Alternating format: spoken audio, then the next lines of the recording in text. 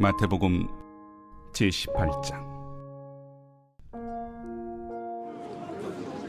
그때 제자들이 예수께 나와 이르되 천국에서는 누가 크니이까? 예수께서 한 어린아이를 불러 그들 가운데 세우시고 진실로 너희에게 이르노니 너희가 돌이켜 어린아이들과 같이 되지 아니하면 결단코 천국에 들어가지 못하리라.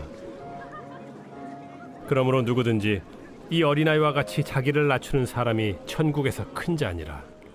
또 누구든지 내 이름으로 이런 어린아이 하나를 영접하면 곧 나를 영접함이니 누구든지 나를 믿는 이 작은 자 중 하나를 실족하게 하면 차라리 연자 맷돌이 그 목에 달려서 깊은 바다에 빠뜨려지는 것이 나으니라. 실족하게 하는 일들이 있음으로 말미암아 세상에 화가 있도다. 실족하게 하는 일이 없을 수는 없으나 실족하게 하는 그 사람에게는 화가 있도다. 만일 내 손이나 내 발이 너를 범죄하게 하거든 찍어 내버리라. 장애인이나 다리 저는 자로 영생에 들어가는 것이 두 손과 두 발을 가지고 영원한 불에 던져지는 것보다 나으니라. 만일 내 눈이 너를 범죄하게 하거든 빼어내버리라. 한 눈으로 영생에 들어가는 것이 두 눈을 가지고 지옥불에 던져지는 것보다 나으니라. 삼가 이 작은 자 중에 하나도 업신여기지 말라. 너희에게 말하노니 그들의 천사들이 하늘에서 하늘에 계신 내 아버지의 얼굴을 항상 뵈옵느니라. 할렐루야. 사랑하는 열린문교회 성도 여러분, 지난밤도 주님 주신 은혜와 평강 가운데 단잠 주무셨습니까? 아침을 깨우는 말씀, 화요일 이 아침에 주님께서 저와 여러분에게 주시는 말씀은 마태복음 18장 1절로 10절까지의 말씀입니다. 오늘도 주시는 살아계신 하나님의 말씀을 통하여 저와 여러분의 삶 가운데 선명한 성경적 기준이 세워지길 원하며 또한 주어진 그리고 세워진 이 기준대로 오늘 하루도 살아내심으로 하나님께는 영광이요 저와 여러분의 인생에는 가장 복되고 귀한 오늘 하루의 삶을 살아내시는 오늘이 되었으면 좋겠습니다.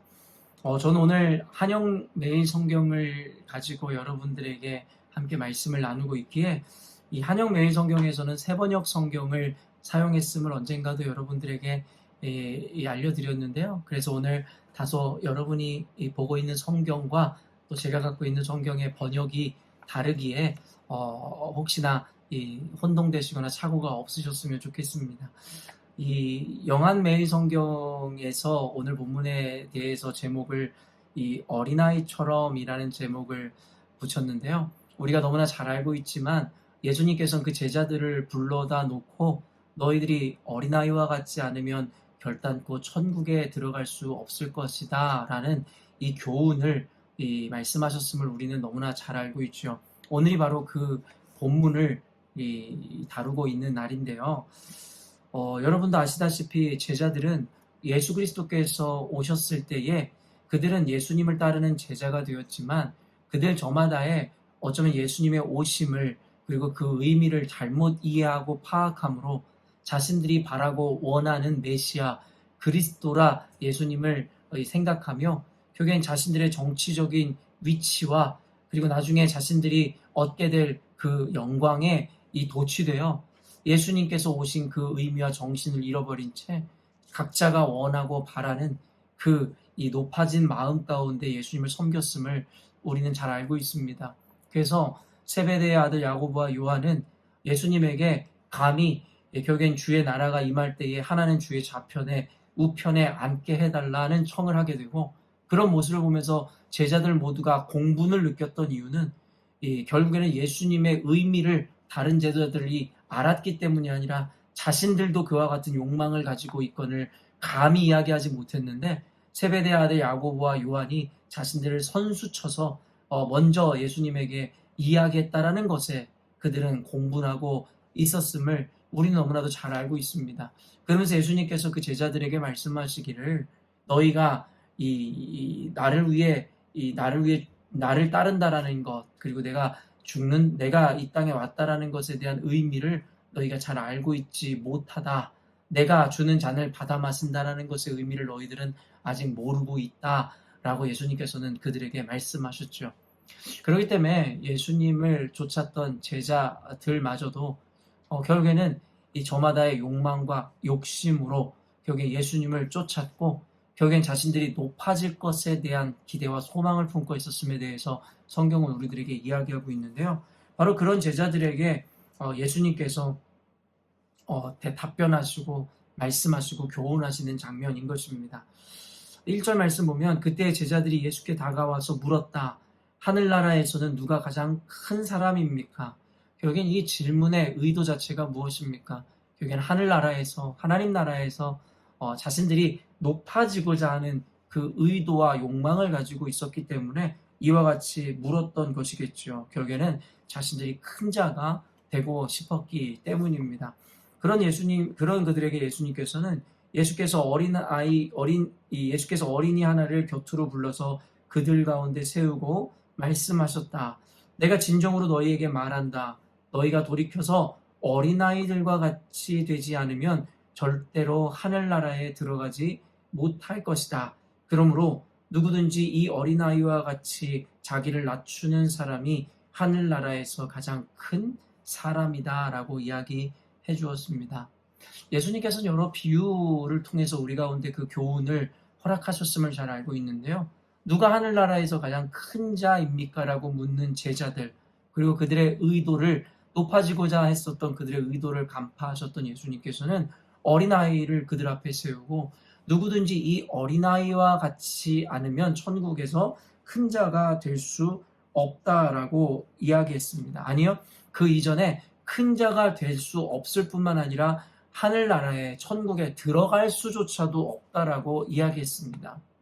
그러면서 왜 이 어린아이와 같지 않으면 안 되는지에 대하여 그 이유를 이야기하는데 바로 그것을 이 겸손이라고 예수님께서는 꼽더라는 것이죠.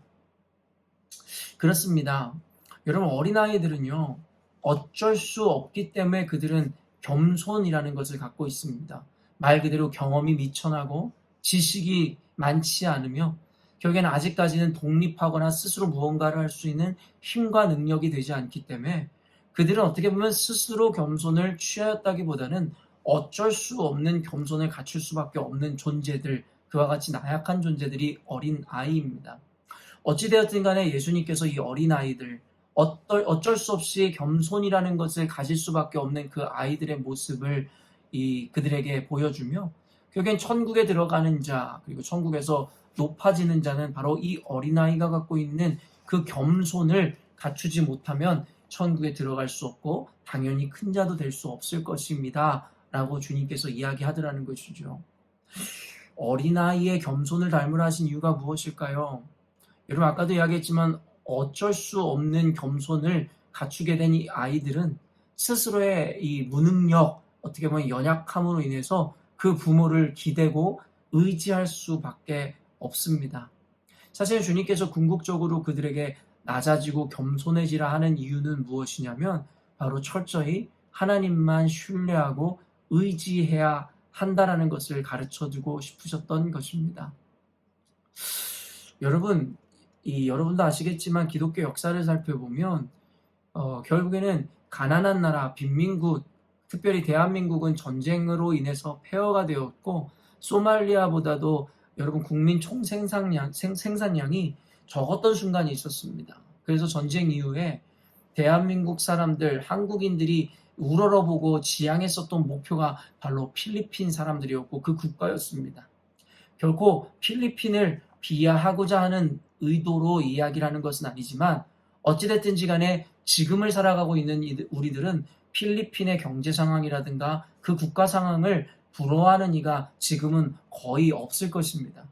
그러나 그만큼 그때 당시에 우리나라는 소말리아보다도 못 사는 나라였기에 지금은 누구도 부러워하지 않는 그 필리핀의 이 경제력, 그들의 삶의 질을 여러분 목표로 부러워했다라는 것입니다. 그만큼 대한민국 사회는 경제적으로나 사회적으로나 정치적으로나 굉장한 어려움 가운데 있었습니다.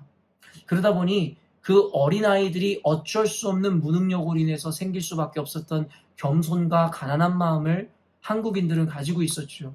그래서 세계가 주목할 만한 그와 같은 이 신앙적 부흥기를 맞이할 수 있었던 것입니다.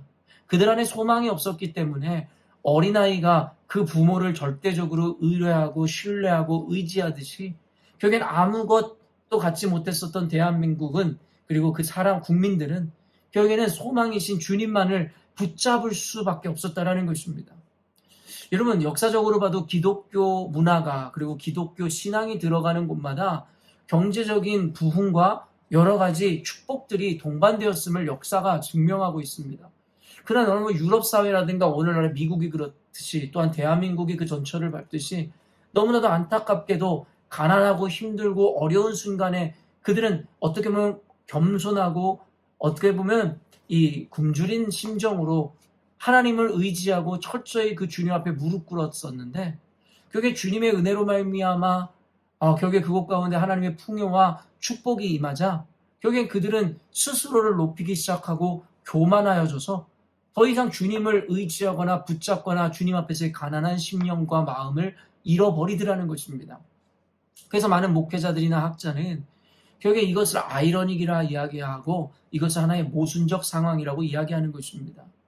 그렇게 어렵고 힘들 때에는 주님을 의지하고 주님을 신뢰하였지만 결국엔 주님을 믿음으로 말미암아 의지함으로 말미암아 주님의 은혜가 임하여 풍성을 경험하였더니 그들은 더 이상 그때 어려운 시절의 겸손함을 잃어버린 채 하나님을 더 이상 의지하거나 의뢰하거나 신뢰하지 않고 지금까지 살아온 것, 이루어진 것 모두가 하나님의 은혜가 아닌 스스로의 공이라 착각하며 스스로에게 영광을 돌리는 일들이 비근하게 일어나더라는 것이죠. 아까도 이야기했지만 대한민국은 전쟁 이후에 여러분 세계에서 가장 가난한 나라로 꼽히는 국가 중에 하나였고, 그로 인하여 생긴 겸손함과 그리고 하나님 앞에서의 그 가난한 심령으로 인하여 주님 앞에 부르짖고 주님을 붙잡을 때에 주님께서는 은혜를 주셨습니다. 그러나 그 은혜로 말미암은 경제적 부흥과 축복 이후에 한국 교회가 어떻게 변질되고 달라졌는지를 우리는 너무나 잘 알고 있죠. 결국에는 하나님을 의뢰하고 오직 주님만 붙들었던 겸손을 잃어버린 한국 사람들마저도 결국에는 유럽과 미국의 전철을 따라 이제 유일하신 하나님만 의지하는 것이 아니라 온갖 우상을 만들고 심지어는 인본주의에 빠져 스스로에게 모든 공을 돌리기에 이르렀다라는 것입니다. 이것이 하나의 시대적이고 국가적인 상황이라면 여러분 개인적인 저와 여러분에게 이 말씀과 더불어 이와 같은 시대 상황을 어떻게 비춰 적용할 수 있겠습니까? 하나님께서는 역사를 주관하는 분이십니다. 그리고 국가를 통치하시는 분이라 저는 믿습니다.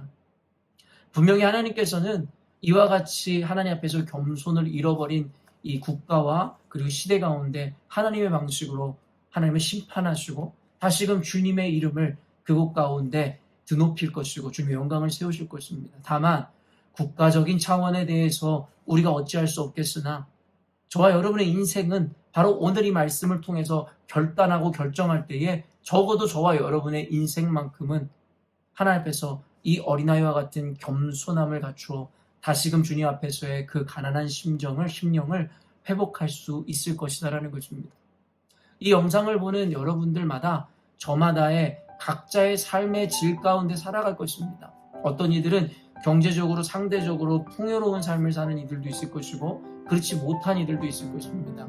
단순히 경제적인 상황뿐만 아니라 여러 가지 환경적, 여러 가지 삶의 의미에서 어떤 이들은 조금 나은 삶을 사는 이가 있는가 하면 어떤 이들은 조금은 부족한 삶을 사는 이들이 혹 있을지 모르겠습니다.